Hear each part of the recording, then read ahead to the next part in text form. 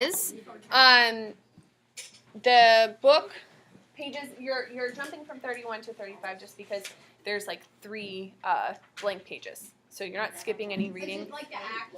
Yeah, where it says the act. Okay. So we really all you need for right now is your inferences packet and your book, because we're going to talk a little bit more about the new characters that we've met.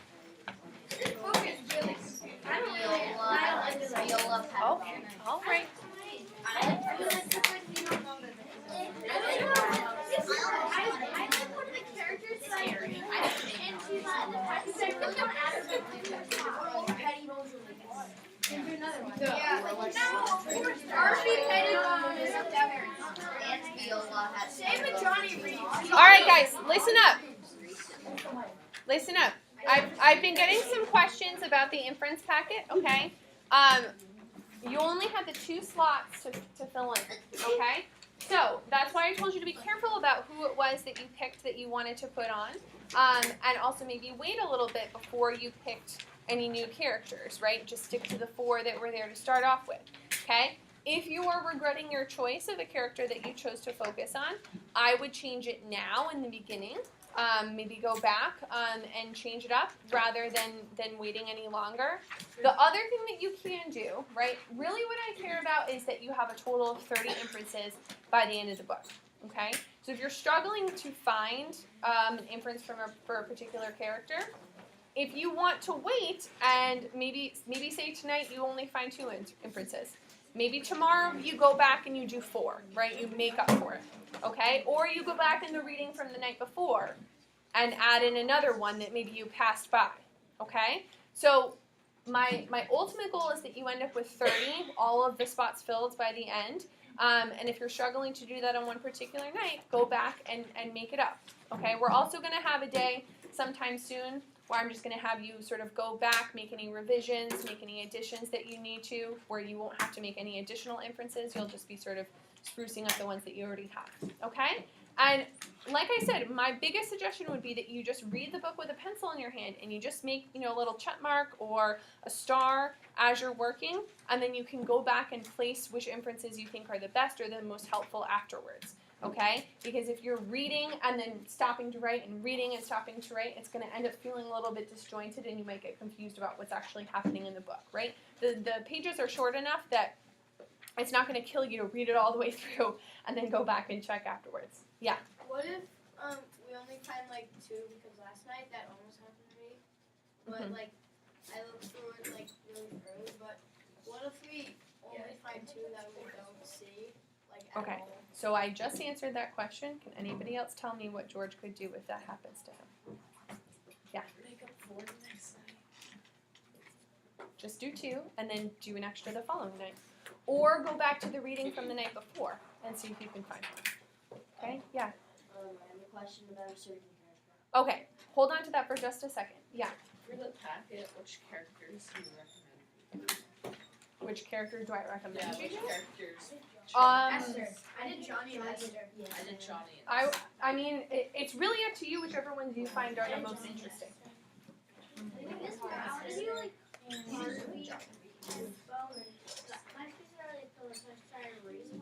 Okay, so that's what I said. If you want to make a change, then make a change now. Go back and add him in and take out somebody else that you chose. Could we make a copy of the page, and if we have 30 at the end, but not all of them are filled in, would that be okay? I really would prefer that you have more about a fewer number of characters than a couple about all of the characters, because we're going to need this information to work with the writing assignment that we're doing, which is why I was sort of very strict about the amount of spaces that I left you. Okay? Yeah. Can I do Harvey and Viola together? No, I think that's like complete. Because they Almost have the like, opposite. That would kind of be my response. I mean, like, I guess you could, but I think it would make it much more difficult for you because they have pretty different perspectives. So you could just pick one. I mean, you don't have to do both of them, even though the entries are mostly a conversation between them. Okay? Let's pause there and let's get into talking about the new characters that we met last night and kind of what we think of them so far, because we got some first impressions of some characters. So who else did we meet in last night's reading? Yeah, Elise. Iris. Okay. We have Iris Weaver. What does Iris Weaver do for a living, Eloise? She is a restaurant owner and a room runner. Okay. So restaurant. And she's a rum runner. And we're going to talk about what that means in just a second. Okay? Who else? Annie. Fitzgerald. Fitzgerald Flitt. What does he do? Doctor.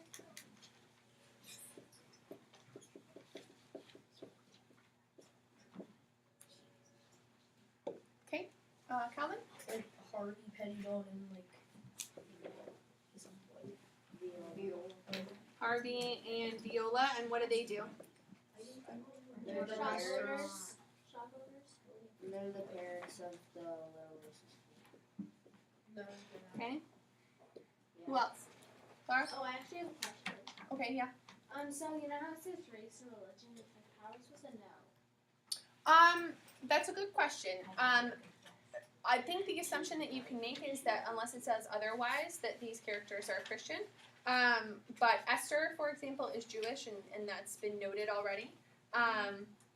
But yeah, most of them are Christian. Yes, Gina. I also have a question. Okay. So, what would you, if you're doing, like, for example, if you're doing Harvey on your thing, and it's like Viola saying, but Harvey says, would you write Viola or Harvey on your thing? You mean like, who would you want to make an inference about? Make about Harvey? Harvey. Okay, but it's like Viola saying it. But that's what he said. Then you can just include that in the whole quote, and then the source, right? You would write like Harvey and Viola, page 27 or whatever it is. Okay. Who's our last character that we met next? Reynard Alexander, and what does he do?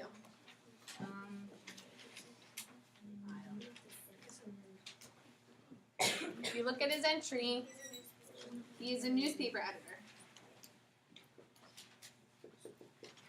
Okay. So let's talk about how we feel about these characters just to start off with. Okay, let's start with Iris Weaver. I think Iris is a good person, bad person, in the middle. How do we feel about her? Tyler. She's like a stubborn, very like knows what she wants to say and says it. Okay. She doesn't seem like I don't know like a perfect word to describe her, but she's Stubborn and independent, maybe? Yeah. Okay, Eloise? she's like kind of like in the middle, like she's not like mean, but she's not like nice, like in the middle, and like she's kind of like crafty or like shifty because she said that she like knows all like the guards, like what they, Uh-huh. how she would bribe them to like get their across. Does anyone know what rum running is? You transport alcohol with things. Yeah, it's smuggling alcohol across the Canadian border. Now, does anyone know why Iris would be illegally transporting alcohol across the Canadian border at this particular time period in history? To sell it. It's prohibition. Prohibition. Has anybody ever heard of this before?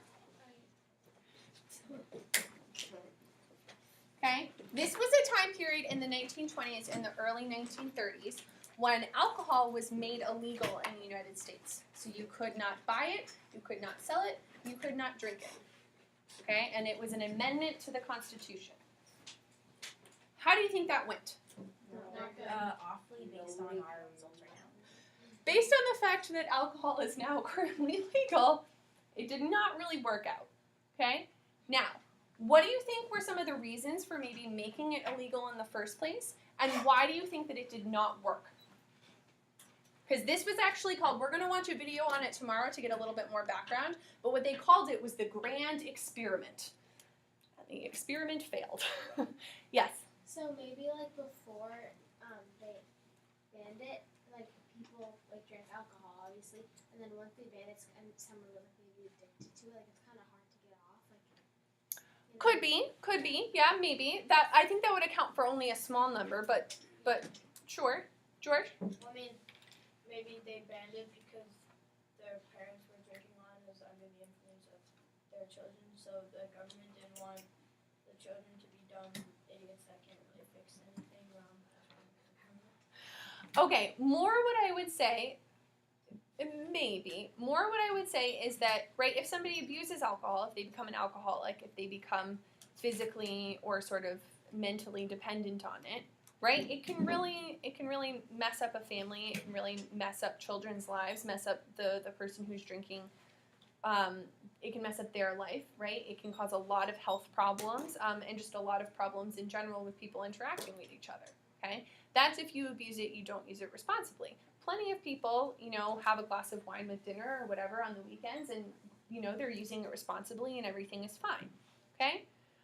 I want to give you sort of a little bit of a metaphor, okay, to explain what it might be like when the United States decided to ban alcohol, okay? Take, for example, your cell phone, okay? So, your cell phone, I realize not everyone might have them, okay? That's fine, okay? Or something else that you have that's a privilege, right? Maybe you turned 12 or, turned 10 or whatever, a privilege that you wanted for a long time, okay? Something that you were given and your parents sort of gave you that speech. You're growing up now. We trust you to make good decisions, right? Could be a privilege to walk downtown without supervision, anything like that, okay? So you take advantage of that privilege. You're using it responsibly. Use it for about, 6 months or a year. All of a sudden your parents say, you know what? I'm going to take away your phone because it's just, there's too many chances, too many things that could go wrong. You could run into trouble on the internet. It's distracting you. It's keeping you awake at night. For your own good, you shouldn't have it. All right. So, guys, hold on for just a second. How do you think that would go? How would you react? I would not allow that. I would be upset, but either I would just use my iPad and not complain, or Be honest. How many of you would look around the house and see if you could find it and use it anyway? Okay. So that right there is exactly what happened with alcohol. Okay. There started to be places that were called speakeasies. Has anybody ever heard that? Yeah, I've heard that. Okay, so a speakeasy was kind of like a secret underground bar, like maybe literally underground, because sometimes they'd have them in like caves or whatever. Or sometimes it would be a secret back room of a bar or a restaurant, right? You go up, you have a secret knock or a secret password to get in there, right? And you go back there, and they have alcohol, they have dancing, all of the things that might be, a little bit risque or a little bit risky or whatever it is, right? Okay? So people would do that. So this is what Irish Weaver does. I thought you said. She has probably a secret area of her restaurant where she sells alcohol, and she drives to Canada or other places where she can get alcohol, and she secretly brings it back past the police. Okay? No, she's just gonna be like, hey, I'm stealing alcohol. She's not stealing it. She's I'm not buying stealing, it from buying other people. Illegally having. Okay. But she's definitely bringing it back without permission and selling it. Okay? So, again, let's take a look at her entry and see what she says in her own words. I'm different. No, I have a person. secret life. She said that she knew everything or something. Maybe she was a considerate. So she says, this is on page 19. She says, some girls I know have gone out in the world, but most have married, settled down to children and housework. I'm different. I have this restaurant. I have a secret life too, a life the law is forever dogging me over. I run booze. Okay? Yeah, I was confused about that because I didn't know what she So meant. booze is a slang term for alcohol. I know that, but I don't know how you can what So, you buy it it's just kind of the word that they would use for transporting it. I run booze. Okay? Yeah. So, Across the country. Smuggling all day. let's take another look at her next entry, you guys, Page 20. which is on page... I didn't know if she was happy about that or mad about that. Okay, page 28. Well, how do you like that? Down in Texas, Mrs. Miriam Ferguson, the wife of the impeached governor, defeated the Klan candidate, so the candidate the Ku Klux Klan was supporting, by 80,000 votes to win the Democratic nomination for her state.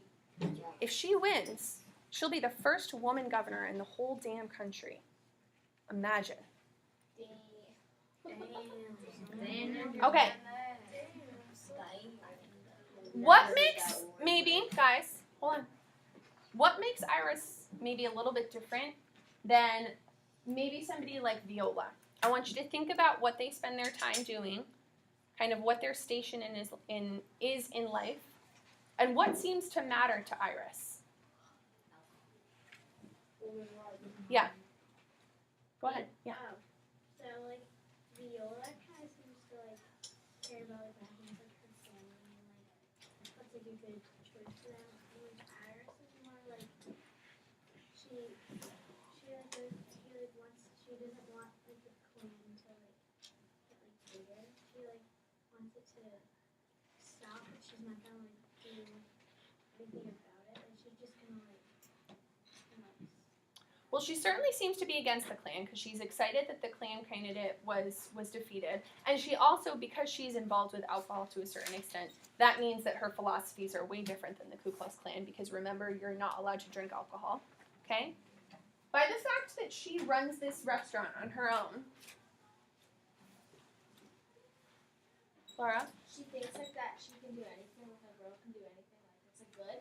And like Viola kind of like stays with her husband and just like that's what he says. Women's rights. Excellent.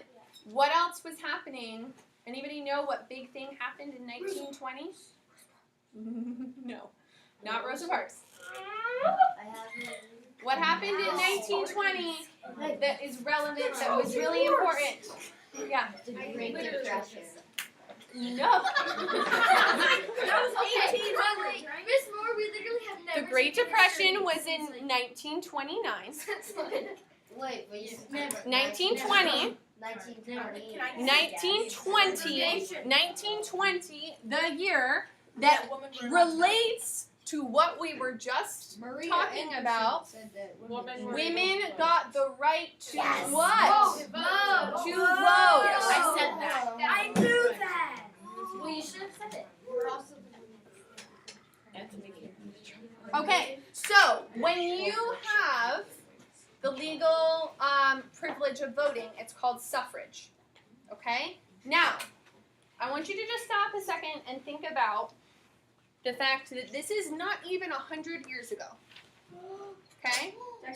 So, less than 100 years ago, I would not have the right to vote. So what else would that probably mean? If I can't vote in elections, if I can't be involved in politics, what does that mean? You're not. Tyler? People don't really think that your opinions matter. People, yeah, definitely, even beyond that, right? People don't think that your opinions matter. Maybe don't think that even you matter. exactly, right? Because you don't get to have a say in what happens to you. Your husband just chooses everything. So your husband is in charge of you, probably. It doesn't matter whether, it could be a very nice husband that you're in love with, but they would still be in charge of kind of what happens to you. Yeah? Iris doesn't kind of want to be on her own, like she doesn't want her husband to take her over her, kind of. Exactly. So she's not married, right? There's somebody else in the book who's also not married. Sarah. Sarah I Green. put her down as responsible Neither because is she deals with Lenora. the farm without. Well, yes, but Lenore's 12. She says Okay. I may have worked as hard as my mother. So, something else that was going on at this point in time, right? So we have the uprising of the Ku Klux Klan. We have prohibition. We also have sort of women's rights having sort of their first big boom, okay? And that connects to other things that are going on in the country, right? Because all of these things have to do with your morals, okay? What you believe is right and what you believe is wrong. Do you believe that it's right for people to choose whether or not they get to drink alcohol, or do you take that choice away from them? Do you believe that women should have a say in what happens to them, or do you take that choice away from them? Okay? So these are all things that are important and that are happening at the same time. All right? So we're going to talk a little bit about this more tomorrow, but we're thinking about this theme of legalizing morality. So do people get to decide what they think is right or wrong, Or does the government step in and say, this is right and we're going to try and force you to do it? Okay? So I want to look at two other entries. Actually, before we do that, let's talk about Harvey and Viola. What do we think about Harvey and Viola? Interesting young group. Interesting couple. Yes, Dylan. I love them. I think Viola doesn't like the Ku Klux Klan. Has good morals. She doesn't seem to. Harvey is kind of. I think she'll get busy as he joins. Yeah. So Harvey, Let them come in though. Viola and Harvey are talking about whether or not they should be involved. So we look on page 24. Okay? And Harvey says, we might as well join them. Why not? They're not low down like some folks say. They're good men, 100% American men, and they might bring us some business. Okay? And then he says further down, Viola says, yeah, but what about that guy that they almost killed for basically no reason? And Harvey says, but they have parades and picnics, Vi, and speakers. And they take care of their women, and liquor can't tear up a family when they're around. Oh, now I did that because alcohol. Mm-hmm. Okay? So, Harvey, what are sort of, if we had to sort of categorize Harvey's reasons, do we think that his reasons for wanting to join make sense or not? Yeah, He doesn't talk about white supremacy. he's kind of like one of those teenagers who just wants to party all the time. Okay, keep going. Like, he just wants to join because then he can They've had like picnics. drink beer and go to picnics and stuff. You can't drink beer though. You can't drink beer, but you're right. He is pretty focused on selfish reasons, right? He thinks there's going to be certain things that are fun, and also it's going to help my business. Okay? What does Viola think about this? Yeah.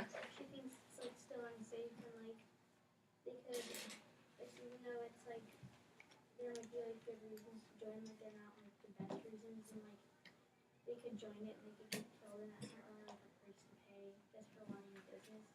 Well, she's worried about their own customers, right? Because they talk about how Harvey thinks that if they were to join up with the KKK, that they'd be able to drive this other rival business out, right? And Viola says, but what about our regular customers that might not come? Okay? Yes. I did Harvey for my thing, and I didn't know whether to put him as selfish or like unaware. Cause That's a really good question, Gina. both. I think he could be both. I think like they kind of like Harvey. He kind of just like, gives up. He doesn't really want to like fight for like, what he believes in. He's just like, oh well, Well, here's what I would say though, Laura. Do you think that he doesn't believe in what the Ku Klux Klan says? Because it seems to me, right? He could be lazy, but that also could be a good excuse. He's like, well, they're already here. We might as well join, right? Yeah.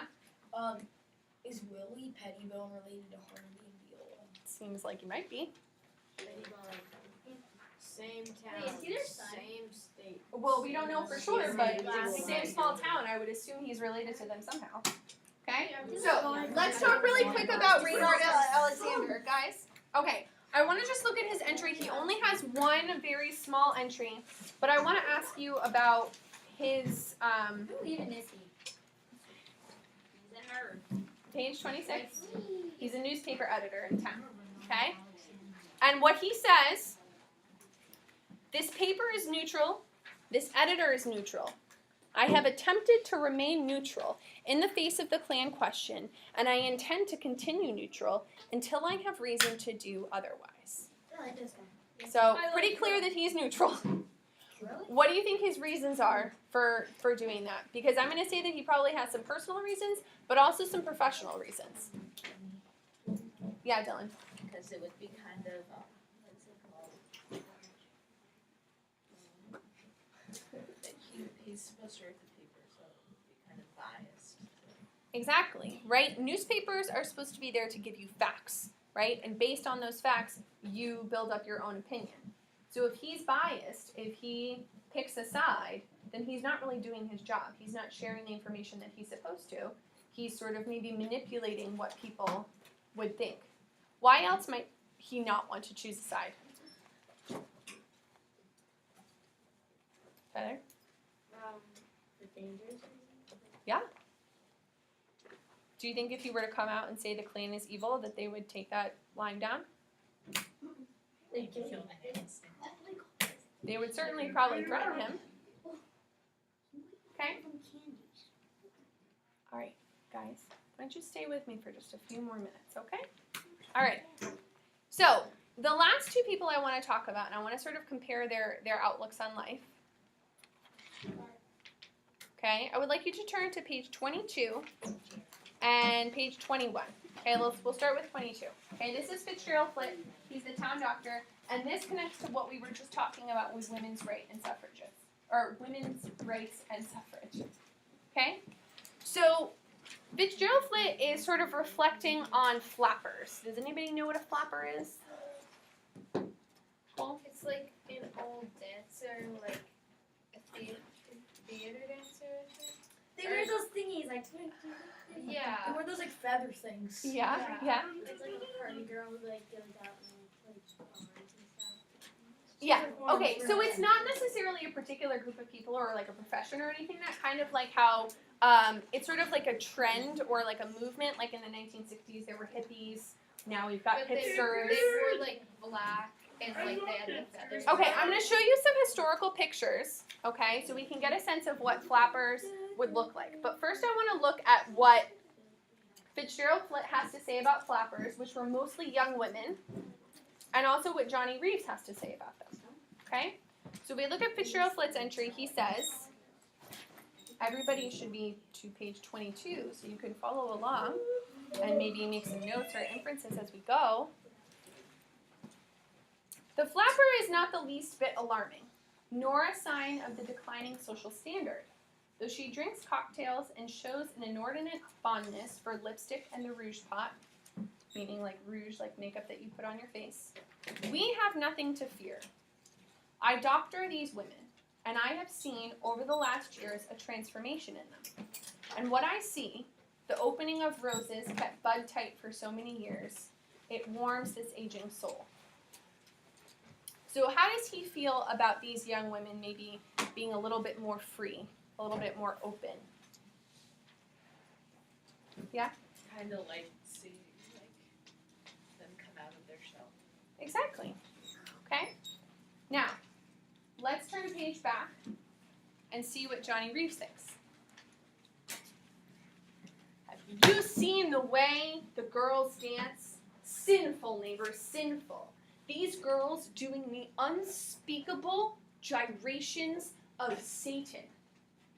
Satan is the devil. I thought he was talking. With every step, they unravel the moral fiber of our country. Their dancing is ruining our country. It's taking away our morals, their dancing is. They must be stopped. Not by law, neighbor, not by legislation. This is no business of the government. It is up to us, neighbor. It is up to us to lock our daughters in until they learn to behave, until we destroy in them the wanton will of Satan. I'd love to see this guy living today. Honestly, today you'd be like punched. Because you'd be like the overprotective parent who's like, you can't spend outside the house with your dad or you're gonna get like killed by Satan. Would we call that overprotective, or would we call that maybe abusive? Crazy. Yeah, probably. You have to Okay, so I'm going to show you guys, these are some pictures just to give you an idea. Okay, so on this left side, I'm sorry. all right, on this left side, we have the way that women would have dressed before this time period. So in the early 1900s, Oh, look, it's cool. all right, I know what was a joke. Bottom. Oh yeah, you're right. That wasn't a joke. guys, I would like you to just look for a while before you speak out, okay? And this is more 1920s, okay? And these would be flappers. So what are some of the major differences that you notice between how the women are dressed? Or kind of the attitude that's sort of shown? Anthony? In the 1900s and the 1910s, they were more covered up. Yeah, there's pretty much no skin shown at all except for maybe their faces and hands. Jada?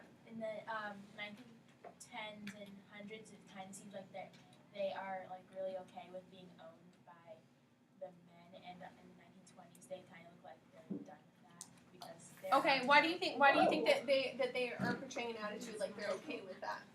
What about their about being they really look covered up and like really professional. okay, I would maybe say. more formal? Yeah, foremost. Okay. Alright, yeah.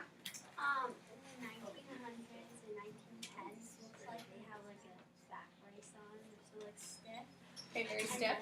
And then like whereas the 1920s, they're like loose and out Okay. there. Their skirts are above their knees. Oh my god. They get That's nuts. against the dress code, you know. They're wearing makeup. Oh That's not the fourth graders. Wait, Wearing jewelry.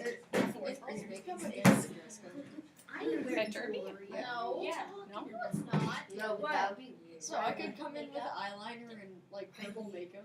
No, Yeah. you want to. Have you ever seen the fourth graders? Alright. Okay. So this is sort of the difference, right? This is the group of people. Guys, stay with me for just another couple minutes, okay? This is the group of people that Johnny Reeves is calling immoral, okay? Devilish, undoing the morals of our country, okay? And really quick, I'm going to show you a video clip of some of the dances that they would be doing that he would consider inappropriate and immoral, okay? Jada, do you want to get the lights for me?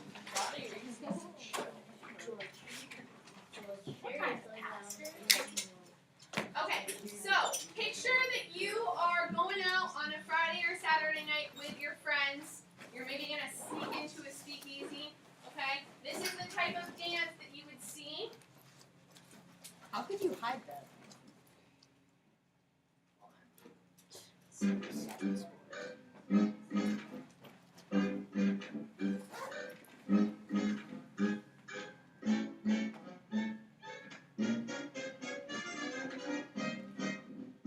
So what they're doing right there is called the Charleston, the sort of step forward and then step back.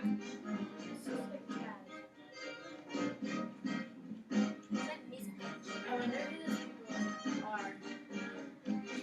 Like if they're actors. So this is a clip from a movie. Look at the old man. It's very uncomfortable. It's very inappropriate. Very daring. Of course they're doing something. Look at that woman. She's shimmying her shoulders. They're jumping up and down. Their skirts are coming up above their knees. They're not being formal at all. They're not composed. Wait, this more. This is like nothing compared to like what's Compared to what you do.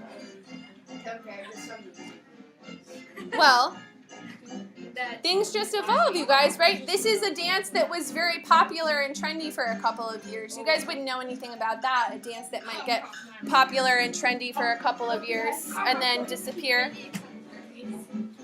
Yeah!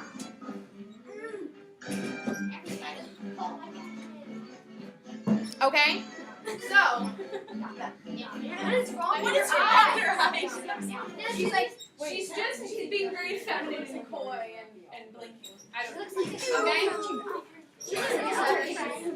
So, the thing I want to leave you with, right, is that in Johnny Reeves' opinion, these women should be locked up because they're destroying our country's morals. He sounds like a good They're killing. really does. Johnny Reeves. Johnny Reeves. Johnny Reeves is for you. Gosh, and they're doing it all themselves. Dragging Oh yeah,